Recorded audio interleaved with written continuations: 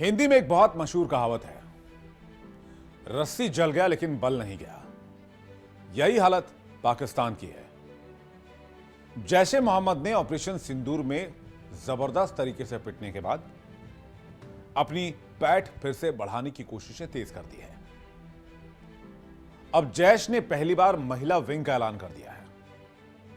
मसूद अजहर के नेतृत्व वाले इस संगठन ने बहावलपुर के मरकज उस्मान अली से जमात उल मोमिनात बनाने की घोषणा की है। यानी एक बात तो साफ है कि टेररिज्म पाकिस्तान का कोई साइड बिजनेस नहीं है, यह फुल टाइम काम बन चुका है। पाकिस्तान में आतंकवाद, टेररिस्ट, इनको पालना पोसना और इस्लामिक देशों तक आतंक का जहर फैला हुआ है। और सवाल यह भी कि आखिर आतंक को लेकर यह फंडिंग कहां से आती है। नमस्कार, आप देख रहे हैं बात साफ है। मैं हूं आपके साथ विवेक शांडिल्य। जैश के बहावलपुर के मरकज उस्मान अली से जमात उल मोमिनात से महिला आतंकी विंग शुरुआत करने की घोषणा की है। सूत्रों के हवाले से खबर यह है कि महिला विंग की अगुवाई मसूद अजहर की बहन सादिया अजहर करेगी, जबकि उनकी भर्ती में कमांडरों की पत्नियां और बहावलपुर, कराची, मुजफ्फराबाद, कोटली, हरिपुर और मनसहेरा के केंद्रों में पढ़ने वाली आर्थिक रूप से कमजोर महिलाएं शामिल की जा रही हैं। खबर यह भी है कि वो अब महिलाओं को आत्मघाती या दूसरे हमलों में इस्तेमाल करने पर भी विचार कर रहा है। यह एक रणनीतिक बदलाव है जो आईएसआईएस, बोको हराम, हमास और एलटीटीई जैसे आतंकी समूहों के तरीके से मिलता जुलता है। यानी पाकिस्तान आतंकियों का एक चलता फिरता टेरर इंडस्ट्री बन चुका है। पाकिस्तान इकोनॉमी में भले लाख पीछे रहे, लेकिन क्रॉस बॉर्डर टेररिज्म में वो काफी आगे जा चुका है।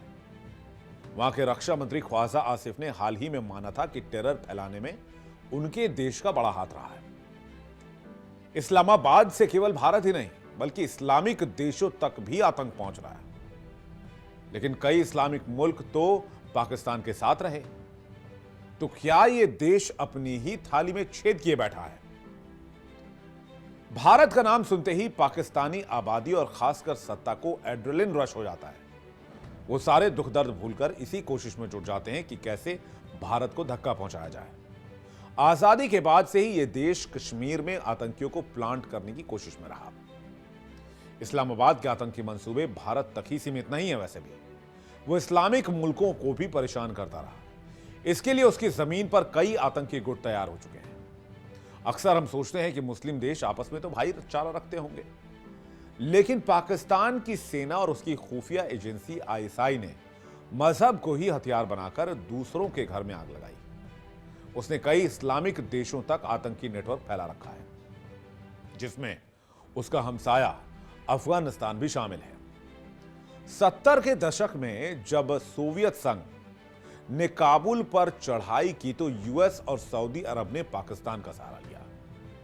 वहां की खुफिया एजेंसी आईएसआई ने जिहादी लड़ाकों को ट्रेनिंग दी, हथियार दिए और अफगानिस्तान भेजा ताकि वो रूसियों के खिलाफ लड़ सके। इस जंग ने आईएसआई के मुंह पर खून लगा दिया। रूस चला गया तब भी यह खेल आगे बढ़ता रहा।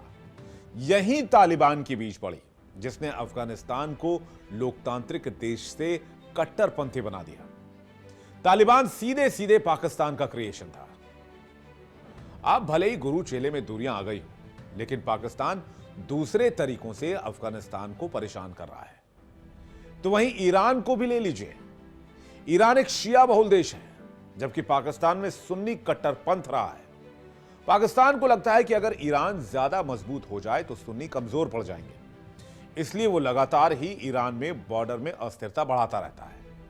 ईरान से पाकिस्तानी खुन्नस के कुछ और भी कारण हैं, जैसे ये देश भारत और अफगानिस्तान से भी बनाए रखता है। ऐसे में उसने ईरान की सीमा पर ऐसे आतंकी गुटों को बढ़ावा दिया जो शियाओं के खिलाफ है, जैसे जैश अल अदल, जैसे सिपाह सहाबा। दोनों का ही फोकस ईरान में शिया सत्ता को हटाना है। इस्लामाबाद से फुल सपोर्ट है। हिंदी में एक बहुत मशहूर कहावत है, डायन भी 7 घर छोड़कर वार करती है। लेकिन 7 घर छोड़ना भी पाकिस्तान की पॉलिसी में नहीं है। वो भी सऊदी अरब के साथ भी धूर्तता करने की कोशिश करता रहा है, जबकि यह देश उसे भरपूर मदद देता रहा। मजबूत इस्लामिक देश से पाक सीधे पंगा तो नहीं ले सकता, लिहाजा उसने सॉफ्ट वेपन का इस्तेमाल किया। वह अपनी विचारधारा के जरिए अस्थिरता लाने की कोशिश की। असल में अफगानिस्तान में सोवियत जंग के दौरान सऊदी ने भी पाकिस्तान को मोहरा बनाया था। वो फंड करता था और पाकिस्तान लड़ाके और प्रचारक तैयार करता था।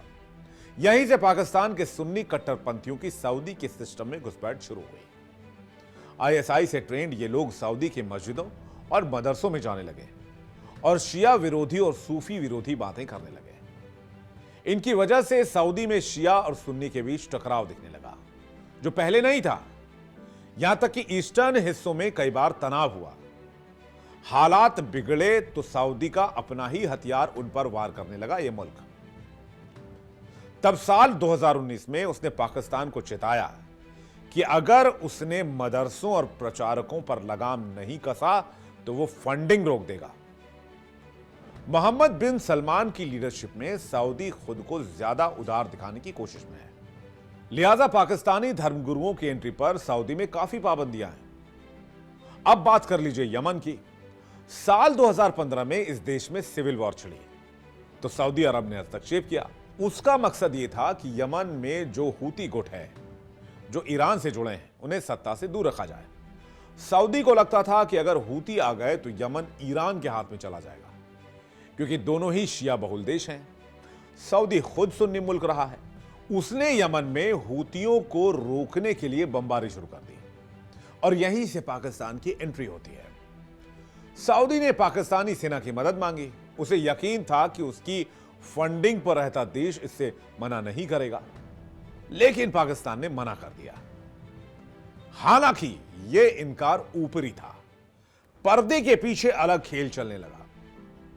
पाकिस्तानी खुफिया एजेंसी समेत आर्मी के लोगों ने चुपचाप सऊदी पहुंचकर यमन के लड़ाकों को ट्रेनिंग देनी शुरू कर दी। यानी पाकिस्तान ने सऊदी का जंग में सीधा साथ तो नहीं दिया, लेकिन पीछे से सपोर्ट करता रहा। नतीजा यह हुआ कि यमन की लड़ाई और उलझ गई। शिया और सुन्नी समुदाय के आम लोग भी आपस में उलझने लगे और पूरा देश तबाह हो गया। कुल मिलाकर पाकिस्तान ने मजहब के नाम पर न सिर्फ भारत बल्कि अफगानिस्तान, ईरान, सऊदी, यमन तक अपने प्रॉक्सी आतंकी फैला दिए। लेकिन मिला क्या? वही ढाक के 3 पात। पाकिस्तान के खुद की इकोनॉमी ध्वस्त हो गई, क्योंकि सिर्फ पाकिस्तान एजेंडा और प्रॉक्सी वॉर में लगा रहा। अब सवाल यह कि दूसरे देशों में उपद्रव मचाने के लिए उसके पास पैसे कहां से आ रहे हैं? काम तो कुछ करता नहीं है मुल्क। सरकार हर साल आर्मी के अलावा आईएसआई को खर्च के लिए फंड देती है। इसका एक सीक्रेट हिस्सा इन्हीं गतिविधियों में जाता है। इसी से आतंकी गुटों के ठिकाने चलते हैं और हथियार वगैरह खरीदे जाते हैं। वैसे पाकिस्तान को धर्म के नाम पर अरब देशों से भी फंडिंग मिलती रही है। सऊदी अरब, यूएई और कतर से दान के नाम पर जो पैसे आते हैं वो चैरिटी में नहीं जाते, बल्कि एक हिस्सा लश्कर तैयबा, जैश ए मोहम्मद और सिपाही सहाबा जैसे आतंकी गुटों के पास फौरन चला जाता है। ड्रग्स और हथियारों की तस्करी भी पैसा कमाने का जरिया पाकिस्तान में रहे हैं। बलूचिस्तान और केपी से ड्रग्स की तस्करी की जाती है, जो भारत के अलावा मिडिल ईस्ट और यूरोप तक पहुंचाई जाती रही है। इस तस्करी का पैसा आतंकी गतिविधियों तक पहुंचता रहा है। कई और भी देश हैं जो पाकिस्तान में भारी इन्वेस्ट कर चुके हैं, जैसे चीन। बीजिंग ने सीधे सीधे आतंक को भले ही फंडिंग ना की हो, लेकिन उसके पैसे किसी ना किसी तरह से पाकिस्तान के मिलिट्री और खुफिया सर्विसेज तक पहुंचे हैं और जो आतंकियों को पालने पोसने का काम करते रहे हैं। यानी कि एक बात तो साफ है कि पाकिस्तान जब से पैदा हुआ तब से लेकर आज की तारीख तक पाकिस्तान का वन लाइनर एजेंडा रहा है, धर्म के नाम पर कट्टरता और पड़ोसी मुल्क में आतंकवाद फैलाना। इसलिए पाकिस्तान ने न कभी अपनी इकोनॉमी के बारे में सोचा, पाकिस्तान ने न कभी पाकिस्तान के डेवलपमेंट के बारे में सोचा, न कभी इंडस्ट्री के बारे में सोचा और न ही कभी मैन्युफैक्चरिंग के बारे में सोचा। तो आज पाकिस्तान का जो टेरर इंडस्ट्री है वो फल फूल चुका है। लेकिन पाकिस्तान की बाकी इंडस्ट्रीज खत्म हो चुकी हैं। पाकिस्तान में कोई निवेश नहीं है और पाकिस्तान का भविष्य कोयले की खान की तरह दे रहा है। हालांकि कोयला एक नायाब चीज है, पाकिस्तान तो कोयले के तुलना के बराबर भी नहीं है। बात साहब में फिलहाल इतना ही। चलते हैं न्यूज रूम और करते हैं इस बात पर चर्चा कि पाकिस्तान कैसे एक बार फिर से आतंक के एक नए राक्षस को पैदा करने की कोशिश कर रहा है।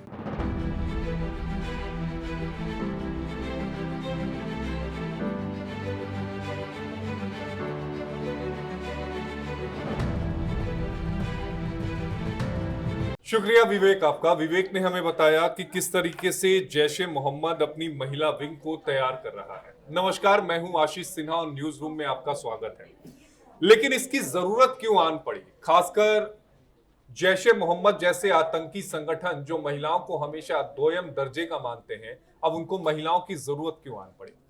दरअसल इसके पीछे वजह है भारत ने जो पटकनी दी है, भारत ने जो जैश ए मोहम्मद की कमर तोड़ कर रख दी है, वो वजह है। ऑपरेशन सिंदूर में बुरी तरीके से भारत के द्वारा पटकनी हारने के बाद अब इन आतंकियों को एक नई साजिश के तहत वो तेजी से आगे बढ़ रहे हैं। इन्होंने एक नई वुमेन विंग बनाई है जैश ए मोहम्मद ने, जिसका नाम रखा है जमातल मुमिनात, यानी कम्युनिटी ऑफ बिलीविंग वुमेन, यानी आप उसे हिंदी में कहेंगे अल्लाह में विश्वास करने वाली महिलाओं का समुदाय। ये समुदाय का काम क्या है, इसको समझिए। ये अलग अलग तरीकों से जो है वो हमला करेंगी। पहला, कन्वर्जन को बढ़ाएंगी। अभी हाल में ही पिछले साल एक फिल्म आई होगी, द केरला फाइल्स। अगर आपने वो फिल्म देखी होगी तो उसमें जिस तरीके से कन्वर्ट करने की कोशिश की जा रही है और कन्वर्ट जिस तरीके से किया जा रहा है, कमोवेश ठीक जो रियल लाइफ थी वो रियल लाइफ में ये करने की कोशिश करेंगी। पहला उद्देश्य इनका ये होगा। दूसरा उनका उद्देश्य ये होगा कि ज्यादा से ज्यादा जो युवा हैं उनको हनी ट्रैप में फंसाना, उनको इस्लाम के प्रति आकर्षित करना और उनको जिहादी बनाना ताकि वो अपने मुल्क पर ही हमला करे। तीसरी सबसे अहम बात कि अगर हनी ट्रैप में अगर कोई अधिकारी फंसता है या सेना के लोग फंसते हैं तो उनसे गोपनीय जो जानकारी है वो ली जा सके। चौथी अहम बात कि इस पूरे मामले में आने वाले समय में खुद को एक आत्मघाती जो दस्ता है उसमें तब्दील करने में ये जो फोर्स है वो बहुत ज्यादा अहम योगदान देने वाली है। और यही वजह है कि अलग अलग छोटे छोटे जो समूह हैं वो तैयार किए गए हैं। इनके निशाने पर एकमात्र मुल्क है, क्योंकि पाकिस्तान जब भारत से बंटवारा हुआ, अलग हुआ, उसके बाद वहां 2 जनरेशन चेंज हो चुकी है। लेकिन पाकिस्तान की फितरत को भी समझना होगा, इन आतंकियों की फितरत को भी समझना होगा। इन 2 जनरेशन जो चेंज हुई तो वहां के डीएनए में, वहां के आवाम के बीच में केवल एक नफरत की जो इंजेक्शन थी वो उनके पैदा होने से मरने तक लगाई गई, और वो नफरत है भारत से।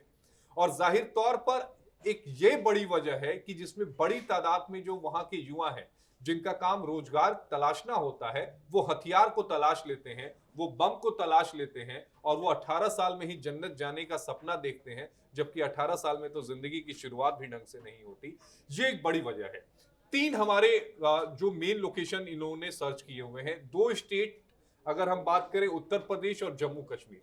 2024 से इन्होंने यानी जैश ए मोहम्मद के इस विंग ने काम करना शुरू कर दिया है, लेकिन ये एक्टिव नहीं था। लेकिन 2025 में ऑपरेशन सिंदूर के बाद ये महिला जो बिग्रेट है जमातल मुमिनात, ये एक्टिव हुई है। दक्षिण भारत को खासतौर पर निशाना बनाया जा रहा है। और तीसरा उत्तर प्रदेश, यानी इन 3 जगहों पर चीजें बहुत ज्यादा तेजी से एक्टिव हैं। इस पर विस्तार से चर्चा करेंगे, हमारे 3 सहयोगी भी हैं। किरण जी, मैं आपके साथ किरण। और देखिए, जमात अल मुमिनात का जिक्र लगातार हो रहा है और किस तरह से ये जो है काम कर रहा है या किस तरह से इनको जो है एक तरह से एक्टिव किया जा रहा है, इसका जिक्र पूरी तरह से आशीष ने अपनी बातों के जरिए जो है वो बताया।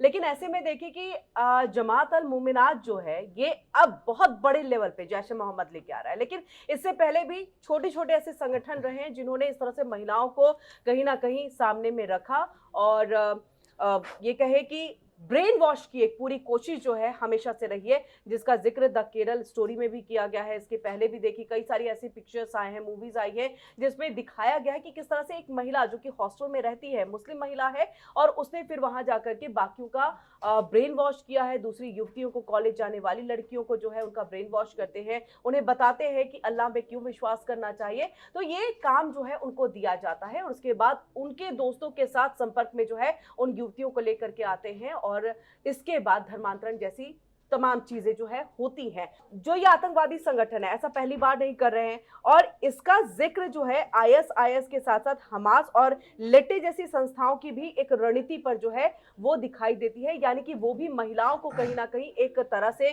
सामने में रखा किया करते थे और उनके कंधे पर बंदूक रख करके भी चलाने का काम किया करते थे। तो ये 2024 से ही एक्टिव है। ये जो महिलाओं का पूरा ग्रुप जो है एक तैयार किया जा रहा है, जिसको नाम भी दिया गया है जमात अल मोमिनात, और इसका हम जिक्र लगातार करें। देखिए, इनका काम रहेगा साइकोलॉजिकल वॉरफेयर। देखिए, ये एक मानसिक तौर पर युद्ध है, यानी ये साइकोलॉजिकल तौर पर यानी कि ब्रेन वॉश करेंगे, समझाएंगे, बताएंगे क्यों अल्लाह को मानना चाहिए, क्यों इस्लाम धर्म जो है वो ज्यादा महत्वपूर्ण है, क्यों आपका धर्म जरूरी नहीं है। और ये जरूरी नहीं है कि वो सिर्फ हिंदू धर्म के ही लोगों को बरगलाने की कोशिश करेंगे, वहां की युवतियों को, बल्कि इसके साथ साथ चाहे वो ईसाई धर्म में हो, चाहे वो अन्य धर्मों की हो, चाहे वो अन्य कौम से भी रिश्ता क्यों ना रखती हो, तो उन सबको भी। कि अब जब उत्तर प्रदेश को और जम्मू कश्मीर को टारगेट तो किया ही जा रहा है, लेकिन साथ ही साथ जो साउथ के जितने स्टेट्स हैं वहां पर खास तौर से जो है वो टारगेट करने की फिराक में ये पूरा जो ब्रिगेड है वो तैयार है और ये सोशल मीडिया के जरिए आगे बढ़ते हुए दिखाई दे रहे हैं। गीत बिल्कुल, और ये देखिए सोशल मीडिया के जरिए आगे बढ़ेगा और जाहिर सी बात है इसमें एक बड़ी बात जो दिख रही है इस जमात में, वो ये देखने को मिल रही है कि महिला ब्रिगेड जब तैयार होगी तो इसकी जरूरत क्या पड़ी। तो इसकी जरूरत इसलिए पड़ी है क्योंकि महिलाओं पर आमतौर पर कम शक किया जा सकता है कि कुछ ऐसे काम में भी शामिल हो सकती हैं। तो ब्रेन वॉश तो किया ही जाएगा, सोशल मीडिया के जरिए व्हाट्सएप ग्रुप्स बनाए जाएंगे जिसमें आपको बताया जाएगा इस्लाम धर्म को अपनाइए। फिर उसके बाद ये आपको बताया जाएगा कि सिर्फ एक यही धर्म है, इसके लिए आपको अपनी जान भी कुर्बान करनी पड़े तो आप कर सकते हैं। खासतौर से महिलाओं को इसलिए कहा जा रहा है क्योंकि महिला जो है एक बहुत बड़ा इम्पैक्ट रखती है। अगर परिवार की ही बात करें तो महिला बहुत सारे लोगों के साथ एक तरह से जब अपना सोशल नेटवर्क निभाती है तो उसमें हम देखते हैं परिवार तो होता ही है, जो दूसरे रिश्तेदार हैं उनको भी वो इन्फ्लुएंस कर सकती है बहुत आसानी से। उन महिलाओं को ज्यादा टारगेट किया जाएगा जो कि अत्याधुनिक है, पढ़ी लिखी हैं, जो जानती हैं, यानी टेक्नोलॉजी से वो अवेयर है। ये तमाम ऐसे पहलू हैं जिनको सोच समझकर आगे इस ग्रुप को बढ़ाया जाएगा, क्योंकि सोशल नेटवर्किंग के लिए जो जरूरत पड़ेगी वो लोगों की जानकारी की पड़ेगी, खासतौर से महिलाओं की जिन्हें बहुत अच्छे से डिजिटली अपनी बातों को आगे बढ़ाना आता है। तो ये इनका उद्देश्य है और खासतौर से महिलाओं पर क्योंकि शक कम होता है तो महिलाओं का ग्रुप भी बनने को तैयार है। ठीक है, आप तीनों की बात को मैंने सुना। नमस्कार, मैं हूं शिवम दत्त मेहता। और पाकिस्तान की अगर हम बात करें तो पाकिस्तान का हमने सॉफ्टवेयर अपडेट जब कर दिया है, तो सॉफ्टवेयर जब अपडेट हो गया तो उसके बाद उनकी सोच में जो है वो चेंज आ गया, सोच में बदलाव आ गया है, क्योंकि ये वो दल हैं जो महिलाओं को आगे इस्तेमाल नहीं करते थे। ये हमें समझना होगा। जिस तरीके से यहाँ पर भी बताया गया, LTT की बात की जाए, हालांकि LTT का उद्देश्य बिल्कुल अलग था, वो ऐसे कट्टरपंथी आतंकवादी संगठनों की तरह लिट्टे नहीं था। अब इसमें फिर आता है बोको हराम, इसमें आता है हमास, और इसमें कई ऐसे आतंकवादी संगठन आते हैं जो महिलाओं का इस्तेमाल करते हैं। अच्छा, महिलाओं का इस्तेमाल क्या करते हैं वो देखिए, कितने बहादुर हैं ये महिलाओं को बनाएंगे सुसाइड बॉम्बर्स, यानी कि आप जाओ आगे, आप मरने के लिए जाओ और हमारे लड़ाके पीछे से लड़ेंगे। तो वो इन्होंने सोच नहीं बदलेगी, सोच कभी बदलेगी नहीं। आगे लैंडमाइन होगा तो ये भेजेंगे महिलाओं को ही, क्योंकि इनकी सोच वही है कि भाई आप आगे लीड करो। तो इसमें कोई अगर कहीं किसी को ये संदेश आ गया है कि भाई आप बहुत मजहब के लिए आप लड़ रहे हैं, लड़ेंगी या फिर ऐसा कुछ करेंगी, तो छोड़ दीजिए। ये आपको फिर से आपको ही बेवकूफ़ बनाने का प्रयास कर रहे हैं। मसूद अजहर की अगर बात करें तो वो बच गया, वो ऑपरेशन सिंदूर में, मुझे लगता है वो फिर चाहता है वो मर जाऊं। उसके 10 से ज़्यादा, याद होगा अगर उसने बताया था 14 लोग परिवार के उसके मर गए थे, तो वो शायद पागल हो गया है। ये बड़ा क्लियर है। और दूसरा ये आता है कि अब उनको स्ट्रैटेजी चेंज करनी पड़ रही है। अब उनको स्ट्रैटेजी इसलिए चेंज करनी पड़ रही है कि सारे हथकंडे फेल हो गए हैं।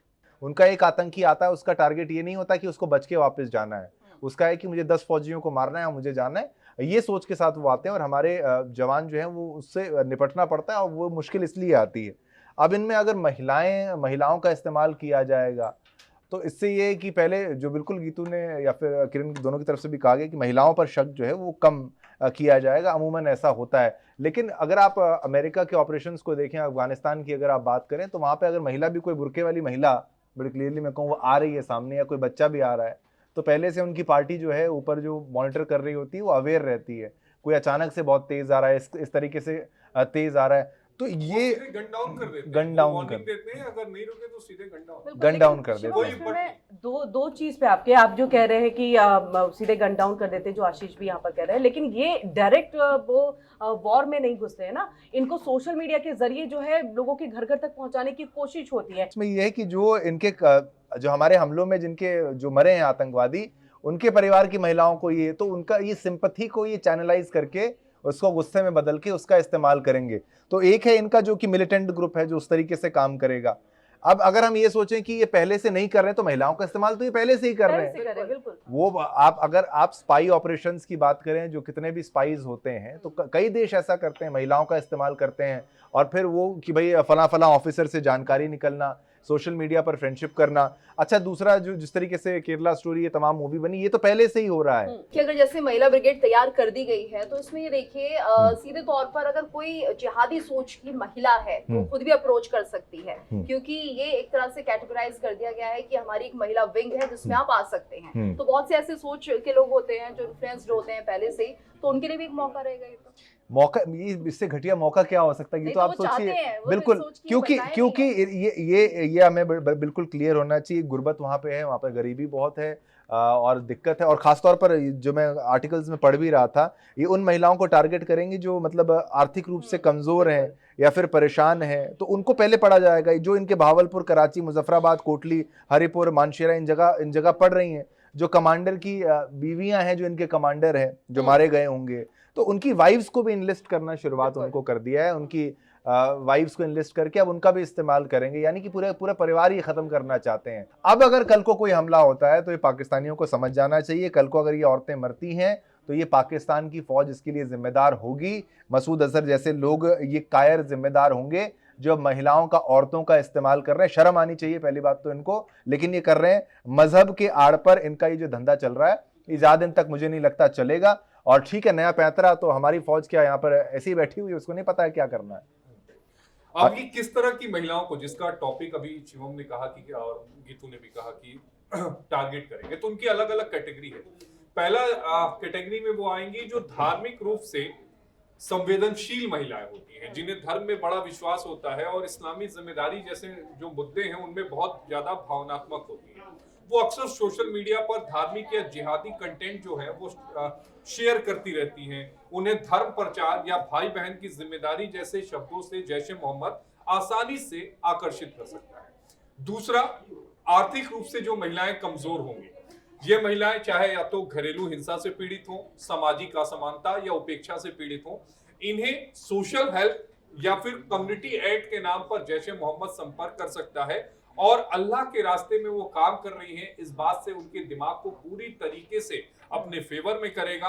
मजहबी भाईचारा की यहाँ भी जो चाशनी है वो चटाएगा। तीसरा वो है जो एजुकेटेड और डिजिटल रूप से बहुत ज्यादा सक्रिय महिला है, जो पढ़ी लिखी है लेकिन वो इस्लाम में इतना ज्यादा इंडल्ज हो चुकी है और इस्लाम की पहचान को लेकर बेहद संवेदनशील है। इनका काम क्या होगा? इनका काम होगा फेक न्यूज को फैलाना, भारत विरोधी जो नैरेटिव है उसका बढ़ावा देना। अब इनको शामिल कैसे किया जाएगा? सोशल मीडिया के जरिए इनको शामिल किया जाएगा। अलग अलग ग्रुप बनाए जाएंगे, टेलीग्राम, व्हाट्सएप, इंस्टाग्राम पर धार्मिक जो संदेश है वो जारी किए जाएंगे। दूसरा, ऑनलाइन जो ग्रुप्स बनाए जाएंगे उसमें वुमेन ऑन फेथ या बिलीवर्स ऐसे कुछ नाम रखे जाएंगे। इसके अलावा व्यक्तिगत बातचीत इसमें एक बहुत अहम होगा, खासकर महिलाएं एक दूसरे से बहुत ज्यादा संपर्क में रहती हैं, तो व्यक्तिगत बातचीत के जरिए भी इन महिलाओं को इस विंग में शामिल करने की जो कोशिश है वो की जाएगी। अब वजह जो गीतू ने कहा कि कम संदिग्ध महिलाएं जो है वो दिखती हैं। दूसरा, धर्म प्रचार और समाज सेवा में वो आगे आएंगी तो किसी को शक भी नहीं होगा। समझना होगा ये सिर्फ भारत के लिए खतरा नहीं है, ये पाकिस्तान के लिए भी खतरा है, क्योंकि वो बारूद के ढेर पर बैठा हुआ है। वहां पर बेरोजगारी 10% से ज्यादा है, वहां पर महंगाई 24% से ज्यादा है, गुर्बत में जी रहा है। अगर चूंकि डीएनए में भारत के खिलाफ नफरत है तो एक दिन उसी राख जिस बारूद के ढेर पर बैठा है एक दिन उड़ जाएगा। बिल्कुल, देखिए लगातार जो हम बातचीत कर रहे हैं कि महिलाओं का इस्तेमाल तो पहले भी जो आतंकी संगठन है वो करते रहे हैं, लेकिन उन्होंने उस लेवल तक पे किया है जहां पर जाकर के किसी का ब्रेन वॉश करना है या जासूसी करनी है या फिर हनी ट्रैप में किसी को फंसाना है। लेकिन सशस्त्र अगर बलों में हम बात कर ले तो कभी भी महिलाओं का इस्तेमाल जो है वो जैश ए मोहम्मद की तरफ से या अन्य जो आतंकी संगठन है उनकी तरफ से कभी नहीं किया गया। शिवम, जो आपने कहा कि एलटीटी जो है कभी भी महिलाओं को वो उस तरह से, देखिए मुद्दा कुछ भी हो, यानी उनके अपने जो भी जिस भी मकसद से वो इस चीज को कर रहे हो, लेकिन महिलाओं को उन्होंने भी आगे रखा है, सशस्त्र बलों के तौर पर भी रखा है। हमेशा से उन्होंने उनके हाथ पर भी बंदूक थमाई है। ये चीजें रही हैं कि महिलाओं के आड़ में उन्होंने भी गेम जो है वो खेला, इसमें कोई डाउट नहीं है। अब भले ही उनका मकसद कुछ और भी रहा हो, आतंकवादी ये तो निर्दोषों को जो है उन पे हमला करते हैं, लिट्टे की बात कर रहे हैं, तमिल लिट्टे की बात, देखिए मकसद कुछ भी हो, लेकिन महिलाओं को उन्होंने सम्मिलित किया है। नहीं, लिट्टे में महिलाओं का इस्तेमाल फाइटर्स के तौर पर भी होता है। बहुत सम्मान, बहुत सम्मान सशस्त्र बलों के तौर पर। मैंने क्या कहा? ये जैश ए मोहम्मद ने कभी नहीं किया। मैं इसीलिए इस बात को कोट भी कर रही हूँ कि सशस्त्र बलों में लिट्टे में भी महिलाओं को आगे रखा गया है और इसके साथ हमास में भी रखा गया है, अन्य में भी रखा गया है उनके इसको लेकर के। अब ऐसे में देखिए कि ये देवबंदी से जुड़ा हुआ संगठन है जो जैश की हम लगातार बात करेंगे, अब अपनी रणनीति में जो है वो बदलाव करते हुए भी दिख रहे हैं। ऑपरेशन सिंदूर के बाद जिस तरह से उन्होंने मात खाई, उसके बाद उन्होंने ये बदलाव किया। तो अब ये जो देखिए जिसका हम बात करते हैं कि आईएसआईएस, बोको हराम, हमास, लिट्टे, ये सब जो है महिलाओं को कहीं ना कहीं एक आत्मघाती हमलावर के तौर पर तैनात करते रहे हैं। इसका इतिहास में इसकी जानकारी भी मिलती है और ये पूरा रिसर्च है मेरे पास इस चीज को लेके।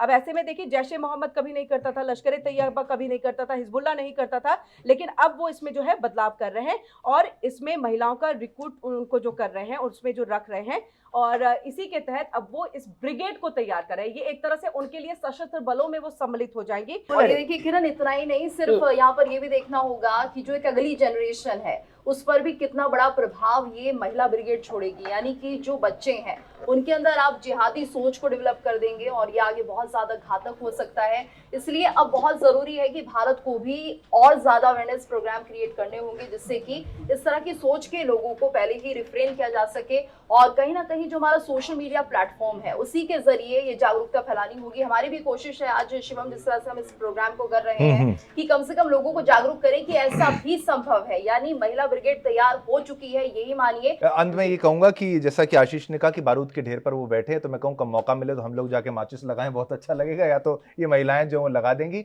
लेकिन अब पीएम मोदी का जो बयान है, गुड टेररिज्म बैड टेररिज्म कुछ नहीं होता, टेररिज्म टेररिज्म होता है। तो अब लोगों को ये बेवकूफ नहीं बना सकते और भारत में तो बिल्कुल नहीं। कितनी महिला ब्रिगेड या कोई भी ब्रिगेड आ जाए, इनकी मर्द ब्रिगेड तो चली नहीं, तो कोई भी ब्रिगेड क्या है उनकी चलने वाली है। और इसी के साथ चलिए हम अंत करते हैं इस कार्यक्रम का, लेकिन वक्त एक छोटे से ब्रेक का। न्यूज रूम में थोड़ी सी देर बाद, एक ब्रेक के बाद और खबरों का सिलसिला लगातार जो है वो जारी रहेगा।